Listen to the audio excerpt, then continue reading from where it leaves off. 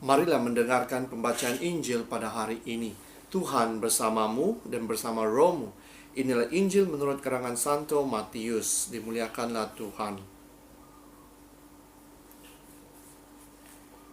Demikian pula hal kerajaan surga itu seumpama pukat yang dilabuhkan di laut, lalu mengumpulkan berbagai-bagai jenis ikan. Setelah penuh, pukat itu pun diseret orang ke pantai, lalu duduklah mereka dan mengumpulkan ikan yang baik ke dalam pasu, dan ikan yang tidak baik mereka buang. Demikianlah juga pada akhir zaman, malaikat-malaikat akan datang memisahkan orang jahat dan orang benar, lalu mencampakkan orang jahat ke dalam dapur api. Di sanalah akan terdapat ratapan dan kertakan gigi. Mengertikah kamu semuanya itu? Mereka menjawab, iya, kami mengerti. Maka berkatalah Yesus kepada mereka, karena itu setiap ahli Taurat yang menerima pelajaran dari hal kerajaan surga itu seumpama tuan rumah yang mengeluarkan harta yang baru dan yang lama dari perbendarahannya.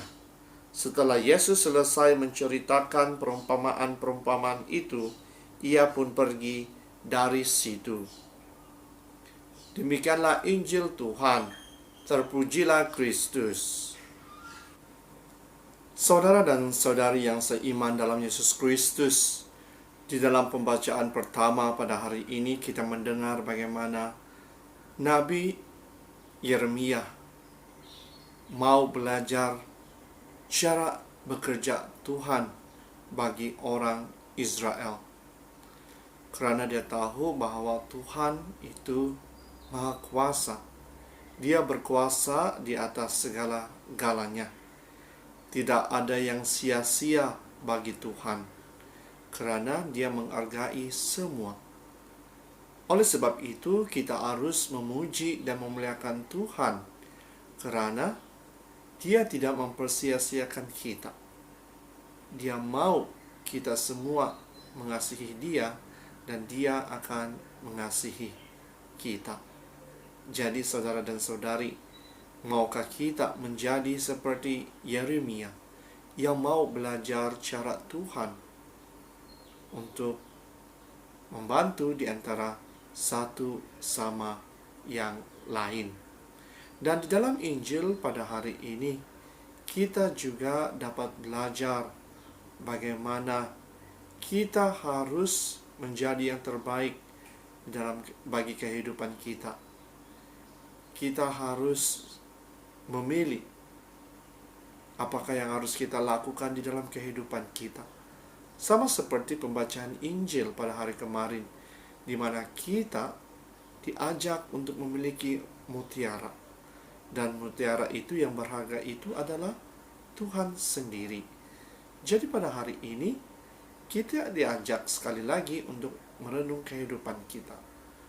Adakah kita ikan-ikan yang baik ataupun yang tidak? Sekiranya tidak, kita akan dikumpulkan dan dibuang.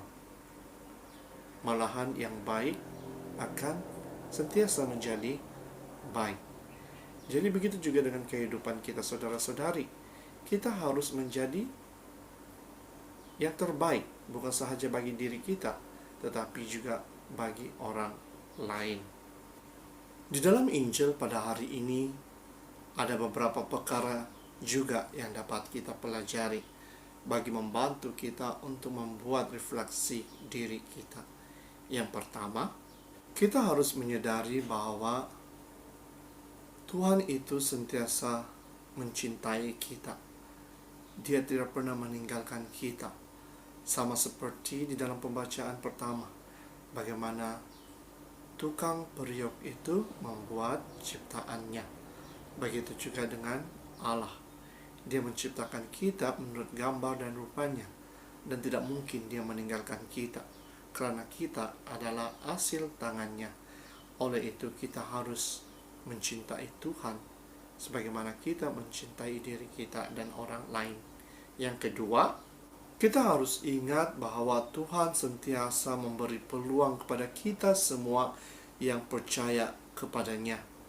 Dia memberi peluang kepada kita untuk terus hidup dengan selamat, hidup dengan damai. Oleh itu, maukah kita untuk hidup dalam damai di antara satu sama yang lain? Ambillah peluang ini untuk sentiasa mencari jalan kebenaran Tuhan, agar kita semua diselamatkan. Yang ketiga, kita harus mengetahui bahwa keselamatan itu adalah pilihan kita sendiri. Adakah kita mau diselamatkan dan balik kepada ajaran-ajaran Tuhan, ataupun kita memilih kehidupan kita di dunia ini yang seringkali jatuh di dalam kelemahan kita.